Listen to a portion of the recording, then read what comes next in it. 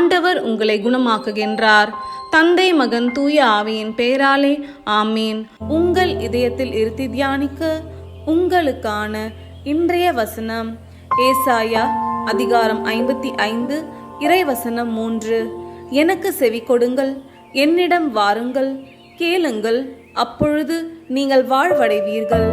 நான் உங்களுடன் ஓர் என்றும் உள்ள உடன்படிக்கையை செய்து கொள்வேன்.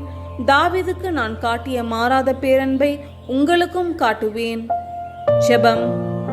அன்பு மக்களே, இன்றைய நாளில் நம் ஆண்டவராகிய இயேசு கிறிஸ்து நமக்காக செய்த பெரும் தியாகத்தை நினைத்து பார்ப்போம். நம்மேல் கொண்டுள்ள அளவில்லாத அன்பிற்காக தம் உயிரையும் கொடுத்த நேசர் தம் உடலையும் இரத்தத்தையும் பகிர்ந்து நமக்கு கொடுத்து நம்மோடு என்றும் உள்ள ஓர் உடன்படிக்கையை செய்துள்ளார். அவருடைய மாறாத அன்பிற்காக நன்றியுடன் வாழ்வோமாக. ஆமீன்.